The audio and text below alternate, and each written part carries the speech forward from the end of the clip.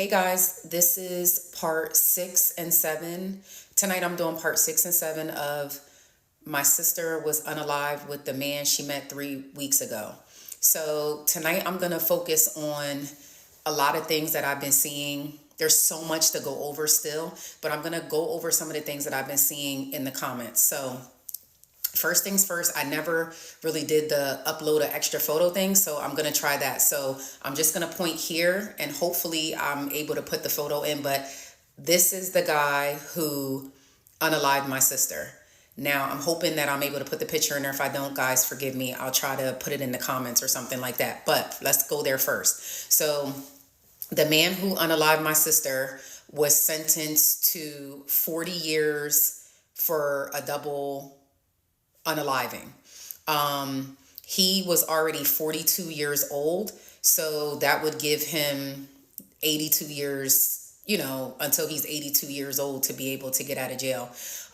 That was the max of the sentence because it was third degree unaliving and then like some other things, using a hand, pew pew, and all of that kind of stuff. As for her, this is major because so many people keep asking about this. As for her, she got time served. She got time served, which was technically 8 months. And the reason for that being is because they had to use her testimony against him because technically there was no one who saw it. So he could have potentially got off. So what they did was have her flip on him so that she could ID him as the pew pew men. And in exchange for that, they basically let her walk. It was actually heartbreaking because if you watch my other previous stories, you know that she was the one who set this whole thing up. So how dare they? And that was very hard because when they brought it to me, I was like, no, absolutely not. But then I had to understand after they broke it down, the detectives, like, listen, there's a chance that he could walk. So we have no choice but to go this route. So she basically got time served. Another main thing that I want to touch on, guys, is there's so many people that are in the comments basically saying, how do you know, like basically word for word what happened? Let me explain that to you. So a lot of you know, watching the previous videos, and I'm going to go into a whole nother video in regard to my mom, but let's talk about this right now. So I spoke on, my mom with her addiction and things like that. So you could only imagine, my mom was already in addiction. So can you imagine now knowing that her daughter was unalived, what that did to her? My mom literally was done for. Like, she, when I say went off the deep end as far as the drinking and drug use and all that kind of stuff, just a mess. My sister, for those of you that don't know, was the youngest of us three. And you know how they always say, like, your parents don't have favorites, but we all knew that my sister was my mom's favorite. They were like this. The relationship was extremely toxic between them two, but they were inseparable. So that left me as the next of kin in line to be able to handle everything. So as far as like the investigation goes, so when the detectives were doing all their work and everything went through me. Everything, the phone calls, we got this evidence, everything that they were finding out, it was all going through me. The detectives were literally calling me for months, telling me how this went on. Also, there was cameras inside the boyfriend's apartment. So the cameras gave them pretty much a lot of the information. So you could hear the screaming, you could hear the knock at the door, you could, like, all of that stuff, you literally saw it all on camera and you could hear it. Now, I have to be honest with you guys. Some of the stuff, because that was my sister and I was so still going through it and just so hurt, there was a lot of things that I didn't want to be a part of or I didn't want to see. Because I've had a previous family member who passed away, I knew how the investigation worked. So if you've been through this, you know that toward the trial or during the trial, they come with this manila envelope. And in the envelope is pictures of the actual crime scene and your deceased loved one and all of that. And I told the detectives from the beginning, please, please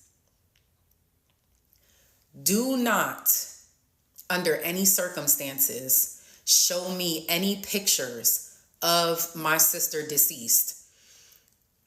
I was the one that was in control of everything as far as my sister's funeral went. And a lot of you guys don't know, but I'm actually a beautician.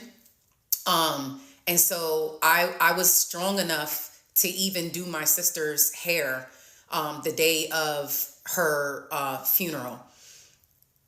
Again, I was still in shock. So it wasn't hard to do because it still did not hit me that she was gone. Like, yes, she was laying there. Yes, she was in the casket that I picked out.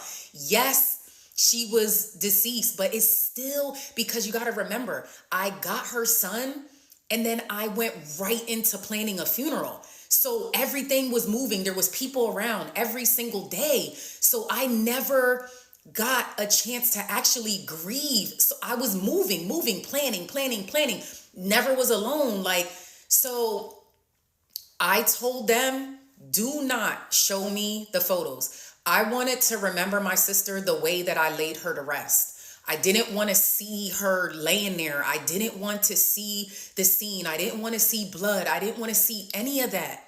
I did not. So I ran the entire investigation, went through me. So for the people who keep asking, how do I know how this happened, that happened? The detectives called me every other day, or when a couple weeks went by, I was the point of contact. When the trial went on, I was the point of contact. When they came to me with the plea for her and the sentencing for him, everything went through me. I also want to touch base on my sister. I got a copy of her death certificate, but I was not, and I'm still not strong enough to get a copy of her autopsy report. I didn't get a copy of the autopsy report because in my mind, I did not want to see the time that she was pronounced versus the time that they thought that she was pew-pewed. Where my sister was pew-pewed, it was like in her upper left arm and then her bottom torso. In my mind, I just felt like that's not an instant death. So I felt like it played in my mind, y'all. It played in my mind for weeks and weeks and weeks and months and months and months. It played in my mind like, did she just lay there? Like, did she lay there just dying, like just thinking like she made the wrong decision or she shouldn't be there? Like, did she just lay there just knowing like nobody was coming to save her? Like nobody was coming. And I just felt in my mind like she probably just bled out because nobody came. No one called 911. Like, so I, to this day, have not ordered a copy of her autopsy report because I didn't want to see those times. I didn't want to see the time that they believe she passed away to the time that they pronounced her, like in between. My soul cannot take feeling like she just laid there and just knew that nobody was coming. Like nobody was coming. I'm going to leave off here and then I'm going to go to part 7.